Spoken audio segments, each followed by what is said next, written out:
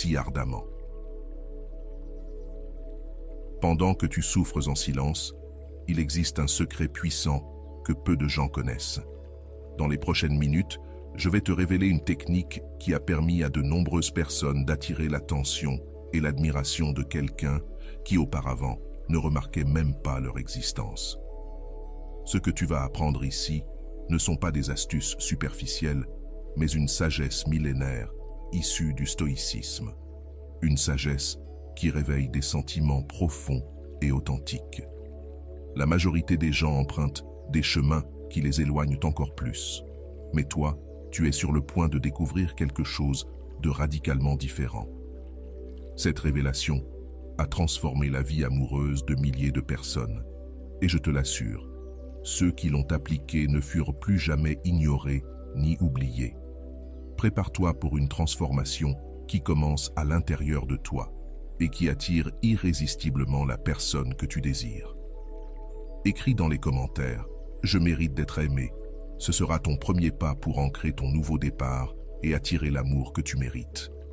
Il y a quelque chose qui tue l'intérêt plus vite que tout, la supplication constante d'attention.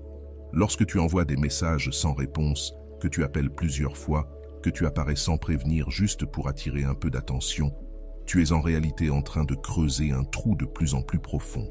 C'est comme essayer de retenir de l'eau avec tes mains. Plus tu serres, plus elle s'échappe entre tes doigts. Ce comportement désespéré vient de la peur. Peur de perdre cette personne, peur du rejet, peur de la solitude. Et ce que tu ne réalises pas, c'est que cette peur envoie un message très clair. Tu ne crois pas en ta propre valeur. Quand tu supplies pour de l'attention, tu dis au monde et à la personne que tu aimes que tu ne mérites pas d'être choisi naturellement. C'est comme si tu criais « Aime-moi s'il te plaît, parce que je ne peux pas m'aimer moi-même ». Et tu sais ce qui se passe? L'autre personne finit par y croire aussi. C'est une prophétie auto-réalisatrice. Plus tu supplies, moins tu es attirant, moins tu reçois d'attention, ce qui t'amène à supplier encore plus. Un cercle terrible qu'il faut briser maintenant. Si ce contenu résonne avec toi, je te remercie pour ta présence.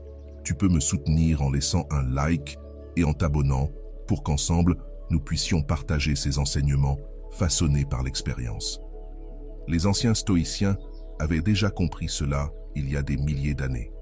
Ils savaient que notre bonheur ne peut pas dépendre de choses hors de notre contrôle, comme l'amour ou l'attention d'une autre personne. Quand tu arrêtes de mendier, tu reprends ton pouvoir personnel.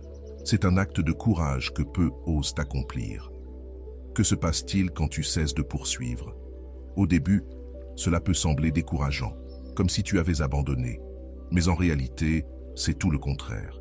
Tu crées de l'espace, un espace pour que l'autre personne puisse te manquer, un espace pour qu'elle réalise ta valeur, un espace pour que le désir naturel puisse refleurir. La nature humaine fonctionne ainsi.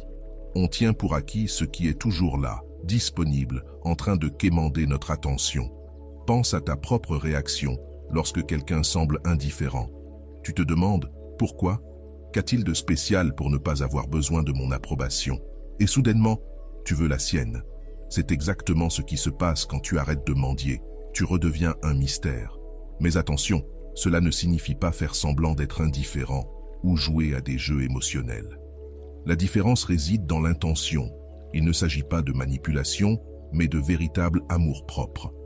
Quand tu cesses de mendier, tu ne cherches pas à provoquer la jalousie, ni à forcer une réaction. Tu tournes simplement ton attention vers toi-même, ta vie, tes intérêts. Le premier pas est d'accepter la réalité telle qu'elle est. La personne que tu aimes ne répond pas comme tu le souhaiterais. Ça fait mal, mais résister à cette réalité ne fait qu'ajouter à ta souffrance. Accepte ce qui est, respire profondément et choisis consciemment de lâcher prise. Ce n'est pas facile, mais c'est libérateur. Le deuxième pas consiste à établir une période de recul. Ne l'annonce pas de manière dramatique avec des phrases comme « Je ne vais plus te contacter ». Ce serait encore une forme de supplication. Arrête-toi simplement, sans drame, sans bruit, et utilise ce temps pour redécouvrir qui tu es en dehors de cette relation. Durant cette période, permets-toi de ressentir toutes les émotions qui surgissent. Il y aura des doutes, des peurs, peut-être même des regrets. Tu te demanderas peut-être, et si je ne reçois plus jamais d'attention de cette personne?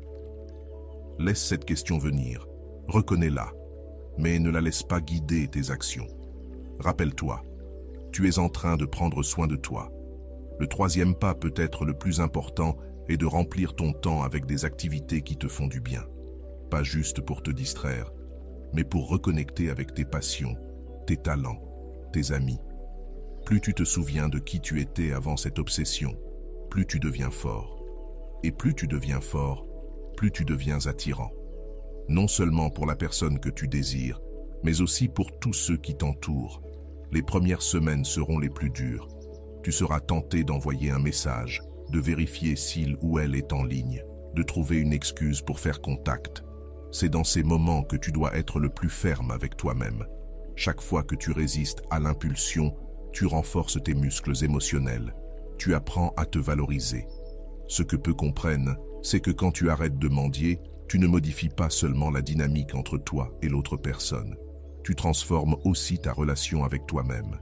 Tu dis à ton cœur, je mérite quelqu'un qui me choisit librement, pas quelqu'un que je dois convaincre de m'aimer.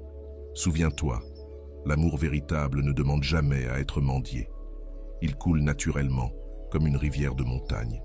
Quand tu forces, presses et supplies, tu vas à l'encontre de cette nature. Tu crées de la pression là où il devrait y avoir de la fluidité. Tu étouffes ce qui devrait respirer librement. Et voici un autre puissant secret. Lorsque tu arrêtes de mendier, tu vois la situation avec une clarté nouvelle. Soudain, tu peux discerner s'il y a une réciprocité sincère, ou si tu projetais simplement tes désirs sur quelqu'un qui ne partageait pas ton niveau d'intérêt. Cette clarté, bien que parfois douloureuse, est un cadeau précieux. Trop souvent, nous nous accrochons à l'idée d'une personne, à la fantaisie de ce que nous pourrions être ensemble, plutôt qu'à la réalité de ce que nous sommes vraiment. Cesser de mendier dissipe la brume des illusions et révèle la vérité. Et avec cette vérité vient le pouvoir de choisir consciemment ta prochaine étape.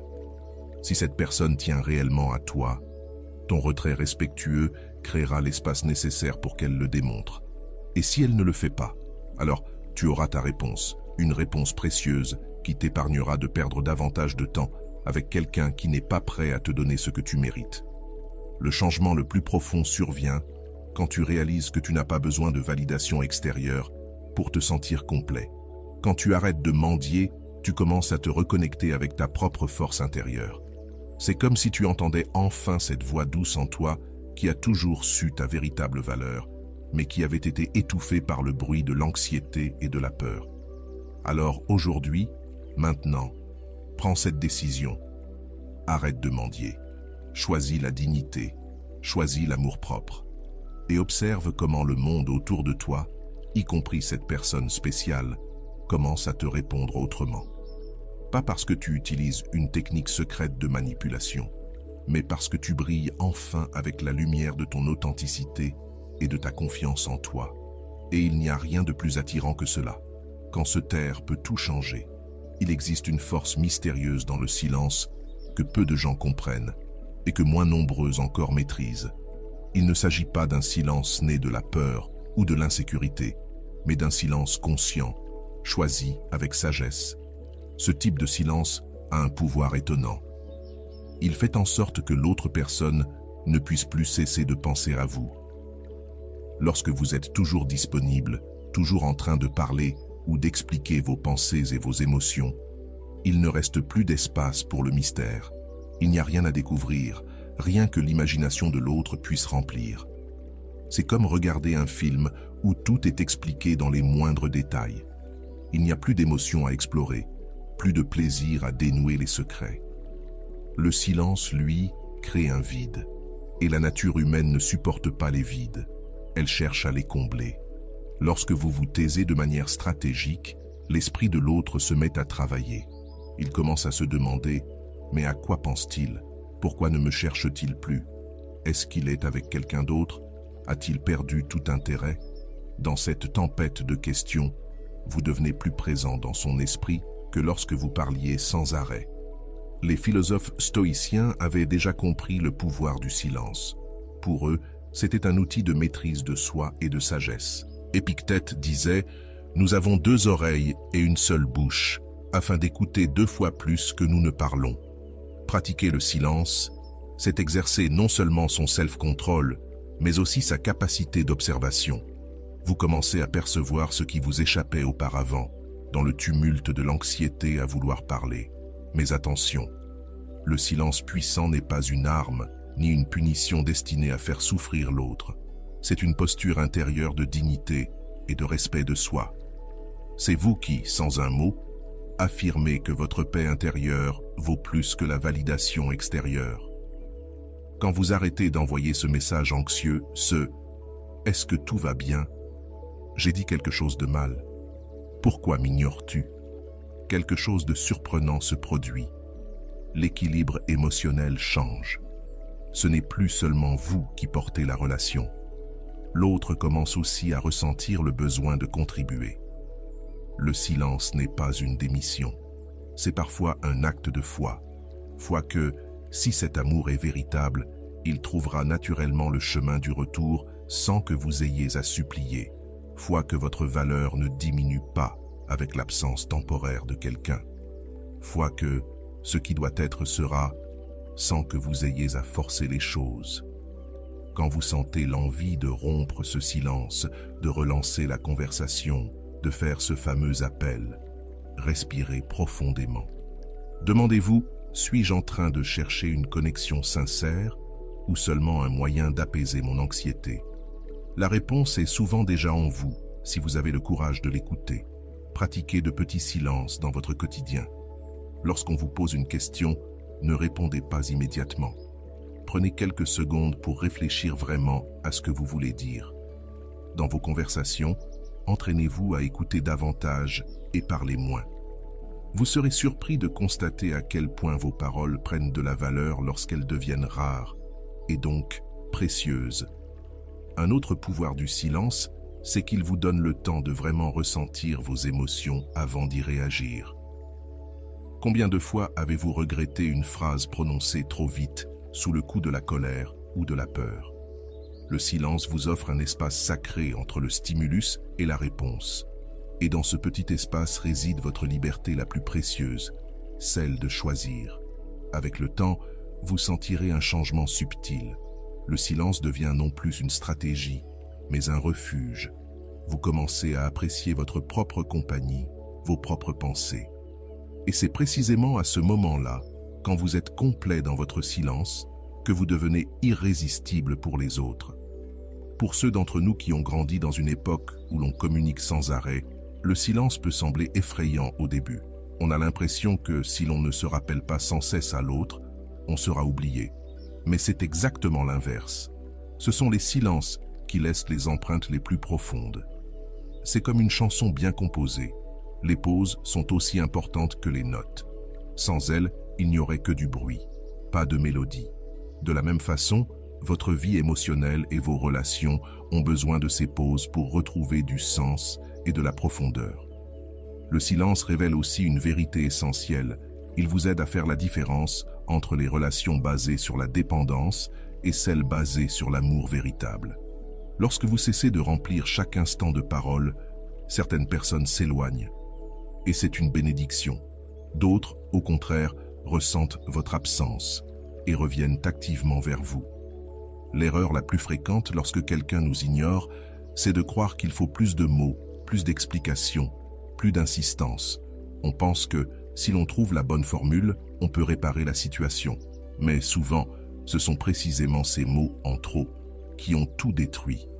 Choisir le silence, c'est aussi choisir la dignité.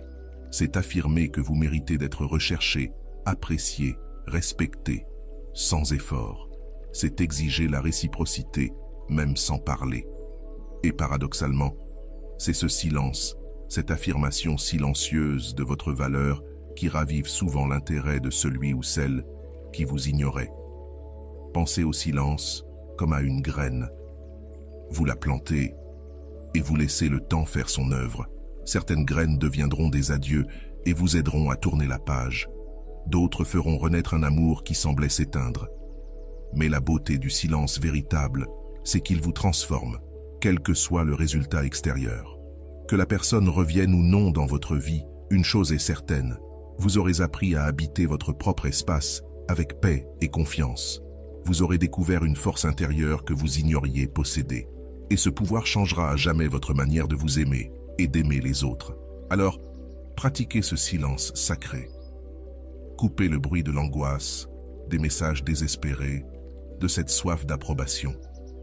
Connectez-vous à votre sagesse intérieure et regardez comment, mystérieusement, ce silence commence à parler pour vous. Il dit au monde et à la personne que vous aimez exactement ce qu'il faut dire, sans que vous n'ayez à prononcer un seul mot. L'estime de soi ne naît pas du jour au lendemain. Elle se construit, brique après brique, jour après jour, à travers de petites décisions et des attitudes quotidiennes. Tout commence par la façon dont tu te parles à toi-même lorsque tu es seul. Cette voix dans ta tête te critique-t-elle sans arrêt ou t'encourage-t-elle? Voit-elle uniquement tes défauts ou reconnaît-elle aussi tes qualités? Arrête-toi un instant et réfléchis. Si ta voix intérieure était une vraie personne dans ta vie, garderais-tu cette amitié? Si la réponse est non, alors il est temps de changer ton dialogue intérieur. Commence à te traiter avec la même bienveillance et la même compréhension que tu offrirais à un ami cher en difficulté. Un exercice simple mais puissant consiste à écrire chaque matin 3 qualités que tu admires chez toi. Cela peut être des choses simples. Je tiens mes promesses, je sais écouter, j'ai un sourire sincère. Avec le temps, cette liste s'agrandit et tu commenceras à percevoir ta valeur avec plus de clarté et de constance. Un autre pas essentiel consiste à cesser de chercher constamment une validation extérieure. Quand tu dépends de l'opinion des autres pour te sentir bien, tu remets le contrôle de ton bonheur entre leurs mains. C'est comme donner la télécommande de ta vie à quelqu'un d'autre et te plaindre ensuite du programme. Reprends cette télécommande. Apprends à célébrer tes petites victoires, même sans applaudissements. Tu as terminé un projet au travail? Prends un moment pour t'en féliciter, même si personne ne le remarque. Tu as surmonté une peur? Félicite-toi, même si personne ne sait ce que tu as traversé. Ces petites célébrations privées renforcent ta relation avec toi-même. Les personnes qui ont une forte estime d'elles-mêmes savent dire non quand c'est nécessaire. Elles comprennent que leurs limites sont sacrées et que les respecter n'est pas de l'égoïsme, mais une forme essentielle de soin de soi. En posant des limites saines, tu envoies un message fort. Je me respecte assez pour me protéger. Un piège courant est de croire que l'estime de soi signifie ne jamais avoir d'insécurité ou de doute. Ce n'est pas vrai. Avoir une bonne estime de soi, c'est reconnaître ses insécurités, mais refuser de les laisser diriger ses choix. C'est dire « Oui, cette situation me rend nerveux, mais je sais que je peux y faire face. » Quelque chose de profondément transformateur se produit quand tu développes cette force intérieure. Tu arrêtes d'accepter les miettes d'affection. Quand tu crois vraiment en ta valeur, tu ne tolères plus les relations à moitié, les gens qui ne sont là que par intérêt, ou les amours qui te laissent constamment dans le doute. Tu commences à attirer et à attendre des relations à la hauteur de la valeur que tu reconnais en toi. Et voici le plus fascinant. Plus tu développes une estime de toi inébranlable, plus tu deviens attirant aux yeux des autres, surtout aux yeux de cette personne spéciale. Ce n'est pas une question de physique, c'est une question d'énergie. Les gens ressentent quand tu es sûr de toi, quand tu n'es pas en quête désespérée d'approbation, quand tu sais qui tu es et que tu es en paix avec cela. Pense aux personnes que tu admires le plus. Elles ont probablement ce point commun, une confiance tranquille. Elles n'ont pas besoin de se vanter ni d'écraser les autres pour exister. Elles n'ont pas besoin de validation constante. Elles sont, et cela suffit. C'est ce genre de présence que tu commences à développer quand tu travailles sur ton estime de soi. Un aspect très concret pour la renforcer, c'est de prendre soin de toi dans toutes les dimensions, physique, émotionnelle, mentale et spirituelle. Quand tu investis du temps dans ta santé, tes loisirs, ton développement personnel, tu envoies à ton subconscient un message puissant. Je vaux cet investissement. et le monde commence à te répondre de la même manière. Rappelle-toi, la personne que tu désires n'est pas la source de ta valeur. Elle peut la reconnaître, l'apprécier, la célébrer, mais elle ne peut ni la créer, ni la définir. Si tu confies cette responsabilité à quelqu'un d'autre, tu lui imposes un poids injuste et tu te rends vulnérable émotionnellement. Les anciens stoïciens enseignaient l'importance de distinguer ce qui dépend de nous et ce qui ne dépend pas de nous. L'opinion des autres, leur amour ou leur indifférence sont hors de ton contrôle. En revanche, ton opinion sur toi-même, la façon dont tu te traites, la manière dont tu réponds aux difficultés, tout cela est entre tes mains. Et c'est là que tu dois concentrer ton énergie. Une estime de soi inébranlable ne signifie pas l'absence de douleur ou de déception. Tu continueras à être triste quand les choses ne se passent pas comme prévu. Tu sentiras encore le rejet. Mais la différence, c'est que ces expériences ne feront plus trembler tes fondations. Elles seront comme des vagues qui s'écrasent contre un phare, puissantes, bruyantes, peut-être même effrayantes. Mais le phare reste debout. Il est aussi crucial de comprendre que renforcer ton estime de toi ne signifie pas devenir égoïste ou narcissique. Au contraire, les personnes qui ont une véritable estime d'elles-mêmes sont souvent les plus généreuses et empathiques. Elles ne sont pas absorbées par leurs insécurités. Elles ont plus d'énergie émotionnelle disponible pour vraiment s'occuper des autres. Quand tu commences à te valoriser sincèrement, quelque chose de magique se produit dans tes relations. Tu arrêtes d'essayer de changer l'autre. Tu comprends que ce n'est pas ton rôle de réparer quelqu'un, ni celui de quelqu'un d'autre de te compléter. Tu cherches des relations de complémentarité, pas de dépendance. Et cela, c'est incroyablement libérateur, pour toi comme pour l'autre. Si tu es dans cette période douloureuse où quelqu'un que tu aimes t'ignore, utilise cette expérience comme une opportunité pour renforcer ton estime de toi. Ne te demande pas « Pourquoi ne m'aime-t-il pas ?» Demande-toi « Qu'ai-je à apprendre sur moi en ce moment ? Comment puis-je utiliser cette douleur pour devenir plus fort ?» Certaines des personnes les plus confiantes et accomplies au monde ont connu des rejets dévastateurs. Mais au lieu de les briser, ces épreuves sont devenues le point de départ d'une relation plus profonde avec elles-mêmes. Le rejet peut marquer le début d'une révolution intérieure, si tu le permets. Commence dès aujourd'hui. Regarde-toi dans le miroir et dis-toi une vérité positive. Fais un acte concret d'amour-propre. Prépare un repas nourrissant, fais une promenade revitalisante ou consacre 1 heure à quelque chose que tu aimes vraiment. Ces petits gestes d'auto-soin sont des déclarations puissantes à ton subconscient. Et avec le temps, à mesure que ton estime de soi se renforce, tu commenceras à remarquer des changements subtils mais profonds dans la manière dont les autres te perçoivent. Cette personne qui t'ignorait peut commencer à ressentir ton absence, à se demander ce qui a changé, et ce ne sera pas à cause d'une manipulation. Ce sera parce que tu as réellement changé, de l'intérieur. Et c'est là, la transformation la plus puissante qui existe. Lorsque tu offres une attention véritable et authentique, tu crées une connexion bien plus profonde que de simples échanges de mots. L'autre personne se sent alors valorisée d'une manière rare et inoubliable. Un autre aspect de la présence magnétique réside dans la façon dont tu te déplaces dans le monde. Il ne s'agit pas d'être la plus belle ou la plus élégante, mais d'habiter pleinement ton corps avec confiance. C'est marcher comme si tu avais parfaitement le droit d'occuper ta place, faire des gestes délibérés, sans cette agitation nerveuse née de l'insécurité. Ton langage corporel en dit bien plus que tes paroles. Tes épaules sont-elles rentrées comme si tu voulais disparaître, ou bien ouvertes, détendues, en signe d'accueil? Fuis-tu le regard des autres ou es-tu capable de soutenir un regard avec calme? De simples ajustements dans ta posture peuvent totalement transformer la façon dont on te perçoit. La voix est aussi un élément crucial. Tu n'as pas besoin d'une voix puissante de narrateur. Ce qui compte, c'est la clarté, la conviction. Parle un peu plus lentement, articule bien chaque mot, marque des pauses. Cela donne une impression naturelle de sécurité et d'autorité. Avant de rencontrer quelqu'un ou d'entrer dans un environnement social, prends un instant. Respire profondément, sens tes pieds ancrés au sol, imagine une ligne d'énergie traversant ta colonne vertébrale et redressant ta posture. Ce petit rituel peut transformer entièrement ta présence. La présence magnétique repose aussi sur l'authenticité.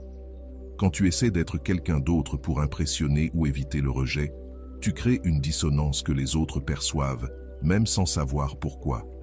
Il y a quelque chose de répulsif dans la fausseté et d'irrésistible dans la sincérité. Être authentique ne signifie pas tout dire ou exposer ses insécurités. Cela veut simplement dire être en paix avec soi-même, ses qualités comme ses défauts. C'est cette tranquillité intérieure de celui qui n'a rien à prouver à personne. Un autre pilier de la présence magnétique, c'est la curiosité sincère. Lorsque tu t'intéresses réellement aux autres, à leurs idées, à leurs émotions, tu deviens naturellement plus captivant.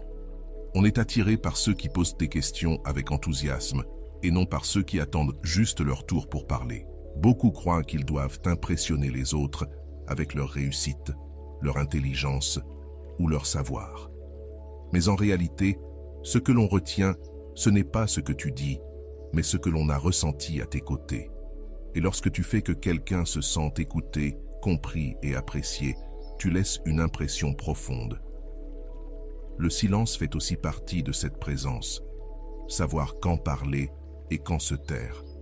Ne pas ressentir le besoin de combler chaque vide par des mots est une marque de sécurité intérieure qui fascine. Ta façon d'affronter les défis joue aussi un rôle. Aborder les problèmes avec calme, sans drame, montre une force tranquille. Il ne s'agit pas de nier tes émotions, mais de les gérer avec maturité et concentration. La générosité émotionnelle est un autre élément clé. Être capable de féliciter sincèrement, de célébrer les réussites des autres sans jalousie, d'offrir du soutien sans rien attendre en retour. Cette richesse intérieure crée une énergie positive autour de toi qui attire naturellement les autres. Rappelle-toi, la présence magnétique n'a rien à voir avec la manipulation. Elle consiste à amplifier ce qu'il y a de meilleur en toi, à retirer les barrières de peur, d'insécurité, les blessures du passé, pour laisser rayonner ta lumière naturelle. Un exercice puissant consiste à observer les personnes que tu trouves magnétiques, pas pour les copier, mais pour comprendre ce qui résonne en toi. Souvent, ce que nous admirons chez les autres est déjà présent en nous, à l'état latent. Cette observation peut réveiller ton propre pouvoir de magnétisme personnel. Et puis, il se passe quelque chose de surprenant. Cette personne qui t'ignorait commence à ressentir ton absence d'une nouvelle manière.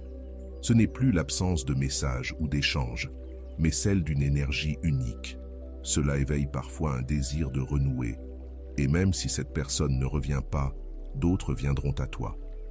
De nouvelles relations, de nouvelles opportunités apparaîtront, souvent quand tu t'y attends le moins. Souviens-toi, développer ta présence magnétique est un chemin, pas une destination. Il y aura des jours où tu te sentiras fort et centré, et d'autres où de vieilles insécurités referont surface. C'est normal. L'important, c'est de continuer sans te juger. Commence à pratiquer dans les interactions quotidiennes. Écoute avec toute ton attention. Pose des questions sincères. Complimente de manière spécifique et honnête. Ces petits gestes, répétés chaque jour, transformeront profondément ta présence. Et alors, presque comme par magie, tu réaliseras que tu n'as plus besoin de courir après personne.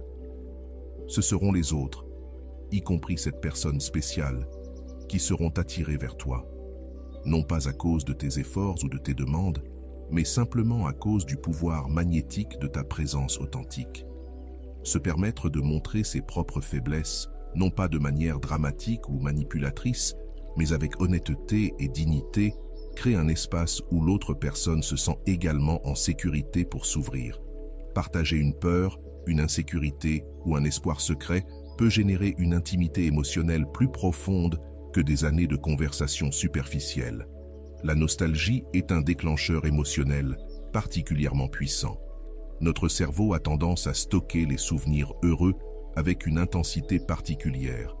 Lorsque tu évoques avec délicatesse des moments significatifs vécus ensemble par exemple, tu te souviens de cette fois où on s'est perdu pendant le voyage et où on a découvert cet endroit incroyable. Tu ne rappelles pas seulement ce souvenir, mais tu réactives toutes les émotions positives associées à lui. Il est important de le faire subtilement et au bon moment.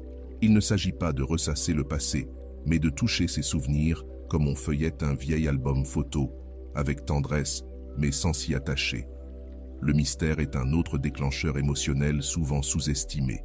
Les êtres humains sont naturellement curieux et attirés par ce qu'ils ne comprennent pas complètement.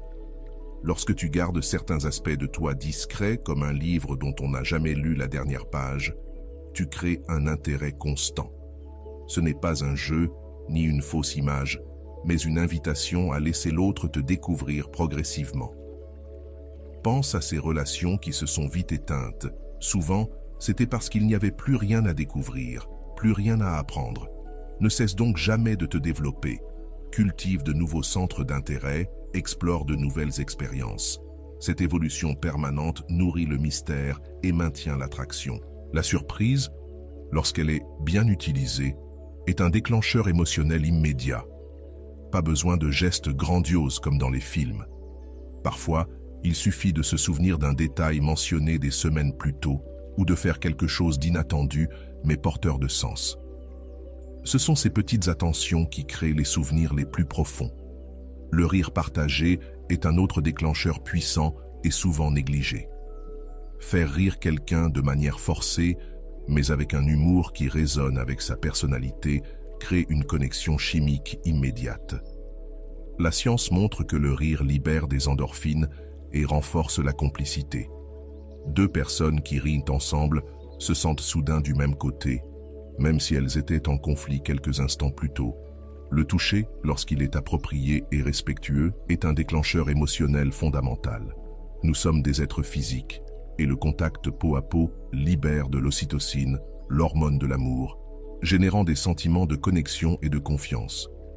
Un léger contact sur le bras pendant une conversation, un vrai câlin, ou simplement s'asseoir près de quelqu'un. Ces gestes silencieux peuvent parfois parler bien plus que 1000 mots. La rareté est un déclencheur émotionnel profondément ancré dans notre psychologie.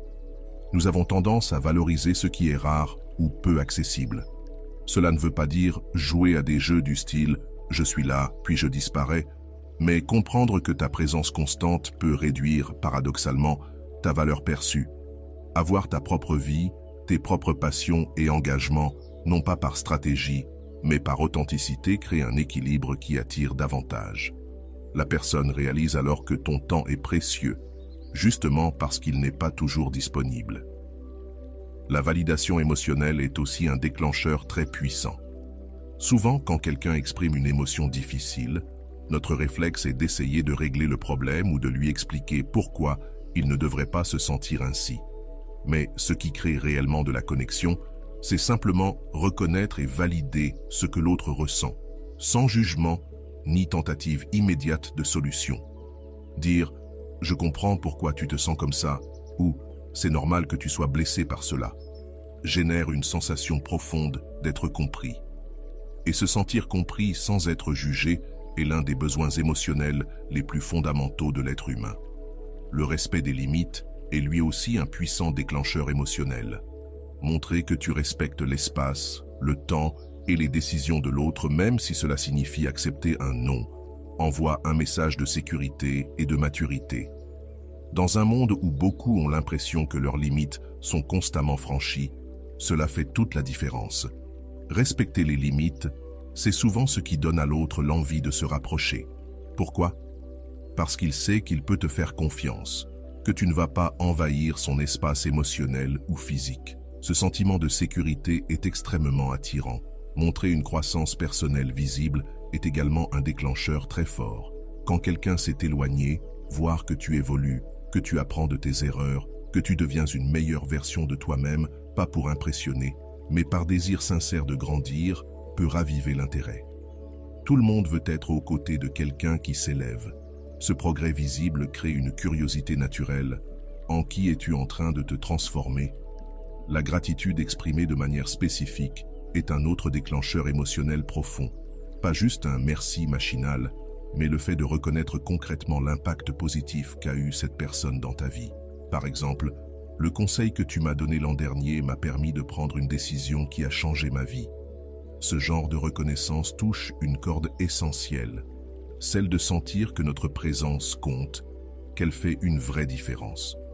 Enfin, l'un des déclencheurs les plus puissants est de montrer que tu vas bien sans cette personne.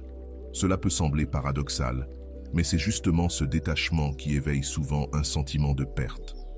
J'ai perdu quelqu'un de spécial. Il ne s'agit pas ici de faire semblant, ni de poster une image fausse de bonheur sur les réseaux. Il s'agit de te concentrer, sincèrement, sur ta propre vie, ton propre chemin. Quand tu fais cela pour de vrai, pas comme une stratégie, mais comme un engagement envers toi-même, tu dégages une énergie naturelle qui agit comme un aimant émotionnel. Souviens-toi, l'utilisation de ces déclencheurs émotionnels ne doit jamais être une forme de manipulation. Il s'agit de mieux comprendre la nature humaine et de créer un espace pour des connexions plus profondes et sincères.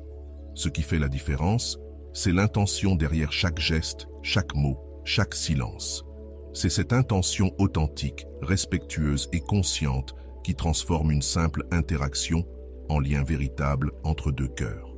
Il existe une immense différence entre être ensemble et être véritablement connecté. Beaucoup de relations ne manquent pas d'amour, mais d'une connexion réelle, profonde, qui va au-delà de la surface. La connexion profonde, c'est ce sentiment rare et précieux que quelqu'un nous comprend vraiment, nous voit dans notre totalité et choisit malgré tout de rester. Quand quelqu'un t'ignore ou s'éloigne, ce n'est souvent pas l'amour qui s'est dissipé, mais ce lien authentique qui s'est brisé. Et pour le reconstruire, il faut bien plus que des messages romantiques ou des cadeaux coûteux. Cela demande un voyage intérieur de ta part, mais aussi de l'autre personne. Le premier secret pour créer une connexion profonde, c'est l'écoute active. Pas cette écoute superficielle où l'on attend juste son tour pour parler, mais une écoute véritable, où tu absorbes vraiment ce que l'autre dit. Tu prêtes attention aux émotions derrière les mots, tu observes le langage corporel, tu poses des questions qui montrent un intérêt sincère. Essaye cela la prochaine fois que tu es avec une personne chère. Pose ton téléphone, regarde-la dans les yeux, écoute-la, comme si cette conversation était la plus importante de ta journée. Ne pense pas à ta réponse, ne ramène pas tout à toi, sois juste pleinement présent. Ce simple changement peut métamorphoser la qualité de votre lien. Le deuxième pilier de la connexion profonde, c'est la vulnérabilité authentique. Dans notre société, on nous enseigne à montrer uniquement nos meilleures versions, à cacher nos luttes, à faire semblant de tout contrôler. Mais la véritable connexion naît précisément lorsque l'on baisse nos défenses et qu'on se montre tel que l'on est. Il ne s'agit pas de tout dévoiler d'un coup, ni d'utiliser la vulnérabilité pour manipuler émotionnellement. Il s'agit de partager, au moment juste, tes véritables espoirs, tes peurs sincères, tes rêves les plus profonds. Montrer tes cicatrices sans les utiliser comme des armes ou des boucliers. Le troisième fondement, c'est ce qu'on appelle la présence constante. Pas une présence physique envahissante, mais une présence émotionnelle fiable. Être là, vraiment là, pas seulement dans les grands drames, mais dans le quotidien. C'est cette constance qui crée un sentiment de sécurité. Quand on sait que l'autre ne fuira pas à la première difficulté, alors on peut vraiment se relâcher. On peut s'ouvrir comme jamais auparavant, chose impossible dans une relation instable. Un autre aspect fondamental de la connexion profonde, c'est la croissance partagée. Les relations les plus riches sont celles où les deux personnes évoluent ensemble, apprennent l'une de l'autre, élargissent leur vision du monde. Ce n'est pas qu'une question d'intérêt commun, c'est une curiosité sincère pour l'univers de l'autre. Pose des questions. Quels sont ses rêves futurs, sa philosophie de vie, les leçons qui l'ont marqué? Ne demande pas seulement « Comment s'est passée ta journée ?» Demande plutôt « Qu'est-ce qui t'a fait réfléchir aujourd'hui ?» ou « Qu'as-tu appris récemment qui t'a surpris ?» Ce genre de questions ouvre la porte à des échanges bien plus profonds. L'acceptation sincère est aussi essentielle. Trop souvent, on confond amour et espoir que l'autre changera pour correspondre à nos attentes. Mais une vraie connexion naît quand on peut dire, avec nos mots et nos actes, « Je te vois tel que tu es, avec tes qualités et tes défauts, et je choisis de t'accepter entièrement. Cela ne veut pas dire accepter les comportements toxiques ou irrespectueux. Cela veut dire reconnaître que nous sommes tous imparfaits, tous porteurs de parts d'ombre et de luttes intérieures. Offrir cette acceptation, c'est créer un espace sûr où l'autre peut être lui-même, sans peur du jugement. Le conflit sain est aussi une partie cruciale de la connexion profonde. Cela peut sembler paradoxal, mais les couples qui ne se disputent jamais n'atteignent que rarement une véritable intimité. C'est dans la manière dont on traverse les désaccords que se révèle la force d'une relation. L'art, c'est de savoir être en désaccord sans blesser, exprimer sa colère sans cruauté, chercher des solutions, pas des vainqueurs. Quand tu traverses un conflit difficile et que tu en ressors avec une meilleure compréhension de l'autre, votre lien en ressort plus fort, bien plus qu'après des moments simplement harmonieux. Le temps de qualité est irremplaçable. Pour bâtir une connexion profonde, il ne suffit pas de compter les minutes passées ensemble. Il faut créer des moments de vraie présence, sans distraction. Cela peut être une promenade sans téléphone, un repas sans écran où vous parlez vraiment, ou même un silence partagé. Ces instants simples, authentiques, laissent une empreinte émotionnelle bien plus forte que n'importe quel cadeau luxueux. Ce sont ces petits moments qui construisent, brique après brique, la force d'un lien durable. Le respect mutuel est le socle sur lequel repose toute connexion profonde. Et ce respect se voit dans les petits gestes, la façon dont tu parles, dont tu écoutes, dont tu respectes l'espace et les limites de l'autre. Quand le respect est là, la relation peut grandir naturellement. Beaucoup de gens se concentrent tant sur l'amour qu'ils oublient le respect. Mais sans respect, l'amour devient étouffant, possessif, voire toxique. Le respect, c'est l'oxygène qui permet au feu de l'amour de brûler doucement et sainement. La gratitude consciente renforce énormément la connexion entre deux personnes. Il ne suffit pas de ressentir de la gratitude, il faut l'exprimer régulièrement. Remercier pour les grandes choses, mais aussi pour les petites attentions du quotidien. Un simple « merci de m'avoir écouté aujourd'hui » ou « j'ai apprécié que tu te sois souvenu de ce détail important pour moi » peut nourrir profondément le lien affectif. Les recherches montrent que les couples qui pratiquent régulièrement la gratitude mutuelle rapportent des niveaux de satisfaction bien plus élevés. Pourquoi? Parce que la gratitude nous sort du mode « attente » ou « exigence » et nous place dans un état d'appréciation sincère. Enfin, soutenir les rêves individuels de l'autre est un pilier souvent négligé. Les relations les plus fortes ne sont pas celles où les deux personnes fusionnent, mais celles où chacune conserve son individualité tout en construisant quelque chose de plus grand ensemble.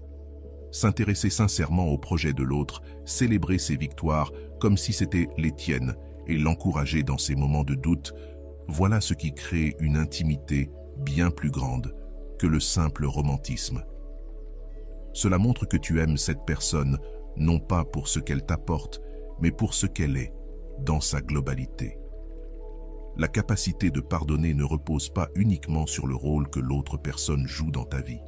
Elle est essentielle pour maintenir une connexion sur le long terme. Nous faisons tous des erreurs. Nous nous blessons, parfois sans le vouloir.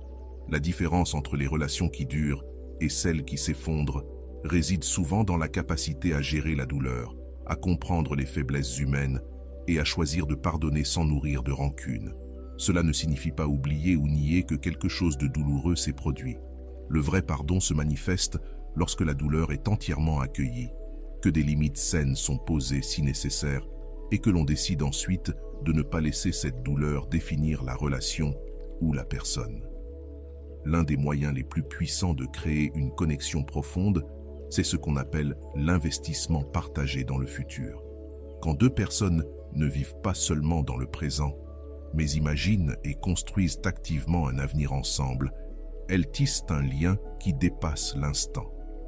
Cela peut être aussi simple que planifier un voyage dans quelques mois, ou aussi profond que rêver ensemble de ce que seront les prochaines années. Ce qui compte, c'est que chacun sente qu'il avance dans une direction commune, tout en gardant un espace pour son propre chemin. Une connexion profonde ne naît pas du jour au lendemain. Elle ne reste pas forte sans un soin constant. C'est comme un jardin. Il doit être arrosé, taillé, nourri chaque jour. Les petits gestes du quotidien comptent bien plus que les grandes démonstrations occasionnelles. Souviens-toi, lorsqu'une personne s'éloigne ou commence à t'ignorer, elle cherche souvent, au fond, une connexion plus authentique, même si elle ne sait pas comment l'exprimer. Plutôt que de voir ce retrait comme un simple rejet, considérez-le comme une invitation à améliorer la qualité du lien entre vous. Et même si cette personne ne revient jamais, le travail que tu fais pour développer ta capacité à créer des connexions profondes ne sera jamais perdu. Ces compétences transformeront toutes tes relations, avec tes amis, ta famille et tes futures relations amoureuses. La capacité à créer et maintenir des liens significatifs est peut-être l'une des compétences les plus précieuses à cultiver dans la vie. Les limites saines sont comme les murs d'une maison. Sans elles, n'importe qui peut entrer, prendre ce qu'il veut et te laisser vulnérable. Beaucoup pensent qu'en amour, il ne devrait pas y avoir de limites. Qu'aimer signifie être toujours ouvert, disponible, vulnérable. C'est une erreur. Les relations les plus solides sont justement celles où les limites sont claires et respectées par les deux parties. Sans limite, l'amour peut vite se transformer en dépendance, en contrôle, voire en perte totale de soi. Lorsqu'une personne commence à t'ignorer, c'est souvent le signe que ses limites ont été floues ou ignorées. Peut-être as-tu envahi son espace sans le savoir, ou peut-être lui as-tu permis d'envahir le tien au point de perdre son respect ou son intérêt. Le premier pas pour poser des limites saines, c'est de reconnaître que tu as le droit d'en avoir. Cela peut sembler évident, mais beaucoup d'entre nous ont grandi en pensant que poser des besoins, c'est être égoïste. Dire non, c'est être cruel. Se prioriser, c'est être insensible. Rien n'est plus faux. Avoir des limites claires, ce n'est pas de l'égoïsme, c'est du respect de soi. C'est comprendre que tu ne peux pas donner ce que tu n'as pas. Pour être vraiment présent pour les autres, tu dois d'abord l'être pour toi-même.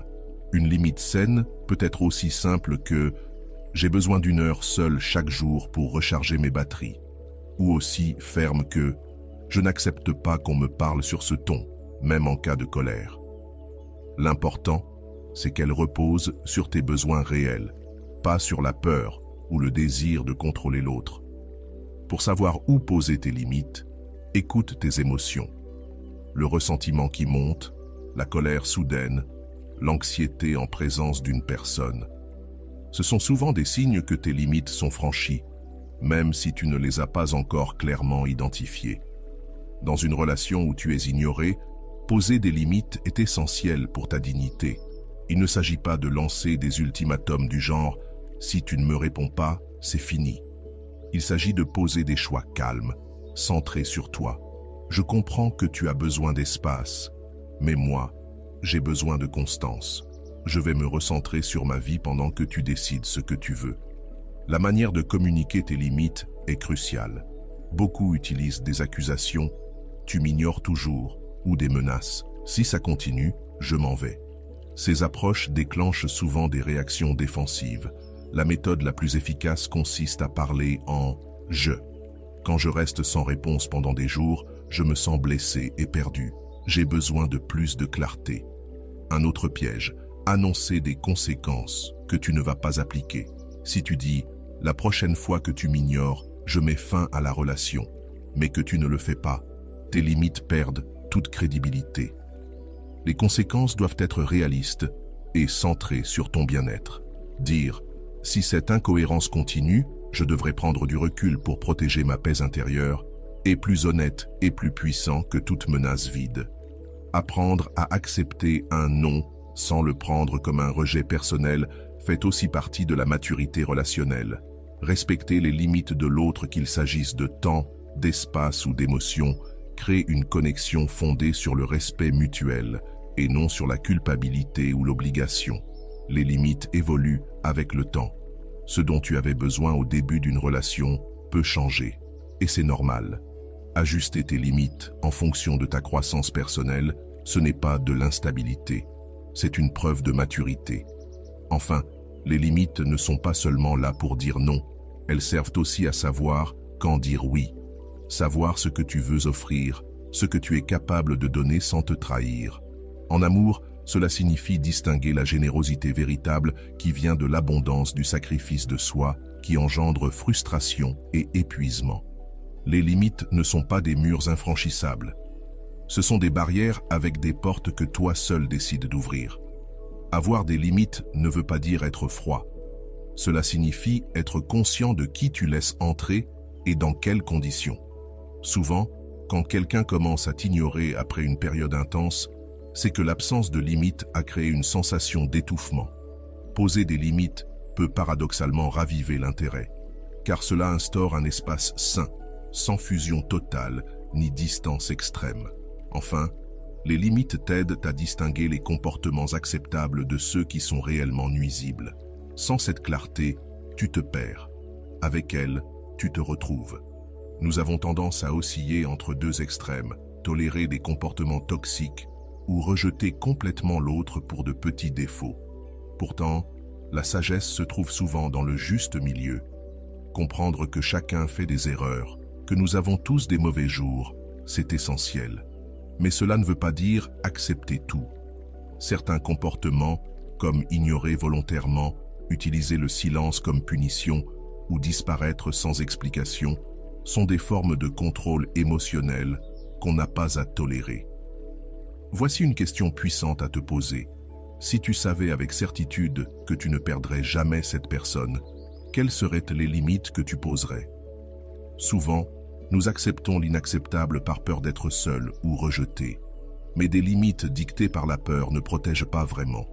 Les limites les plus importantes sont celles que tu établis avec toi-même.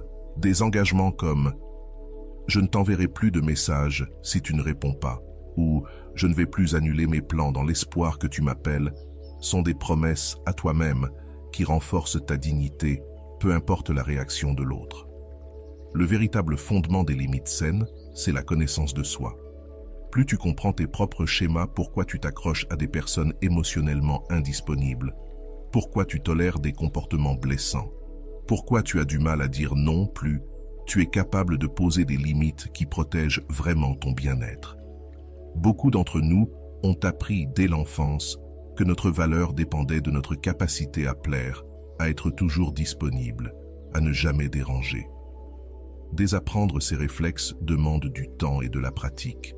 Chaque petit non que tu oses dire, là où tu aurais dit oui par peur, est une victoire. Voici un exercice simple mais puissant. Fais une liste des comportements que tu as tolérés mais qui ne sont pas alignés avec ce que tu mérites.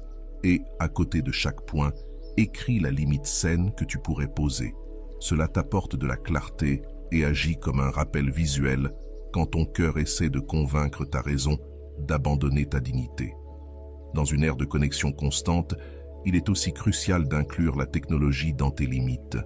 Beaucoup de relations souffrent aujourd'hui à cause des attentes d'une disponibilité immédiate. Poser des limites comme « Je ne consulte pas mes messages après 22 heures » ou « Mes week-ends sont pour me déconnecter » peut sembler anodin, mais cela transforme profondément la dynamique relationnelle. Car si tu es toujours disponible, toujours en train de répondre instantanément, tu conditionnes les autres à l'attendre. Et lorsque tu ne peux plus maintenir ce rythme, la déception est énorme, comme si tu avais commis une faute grave, alors que tu vivais simplement ta vie. Autre vérité essentielle, certaines personnes vont résister à tes nouvelles limites. Quand tu changes les règles du jeu, quand tu arrêtes de toujours te rendre disponible, de tout faire passer avant toi, certaines personnes vont tenter de te culpabiliser. D'autres seront en colère, certaines s'éloigneront. Et cela, c'est une bénédiction déguisée. Ceux qui s'éloignent lorsque tu poses des limites saines sont justement ceux qui profitaient de ton déséquilibre émotionnel. Ceux qui te respectent vraiment resteront peut-être après un temps d'adaptation parce qu'ils te valorisent pour qui tu es et non pour ce que tu leur donnes. Souviens-toi que les limites ne sont pas rigides. Elles respirent. Elles s'adaptent selon les situations. En cas de crise réelle, tu peux assouplir certains principes pour offrir un soutien exceptionnel. Mais cela doit rester un choix conscient et non un abandon de ton intégrité. Et voici le plus surprenant. Plus tu affirmes tes limites, plus ton respect de toi-même grandit. Tu ne te vois plus comme quelqu'un qui quémande des miettes d'attention, mais comme une personne digne d'un amour plein, profond, respectueux. Et ce sentiment intérieur d'estime de soi est plus puissant que n'importe quelle validation extérieure. Et l'ironie, c'est que plus tu es ferme avec tes limites, plus tu t'honores et exiges le même respect des autres, plus tu attires des personnes vraiment disponibles pour un amour mature et équilibré, y compris peut-être cette personne qui t'ignorait auparavant.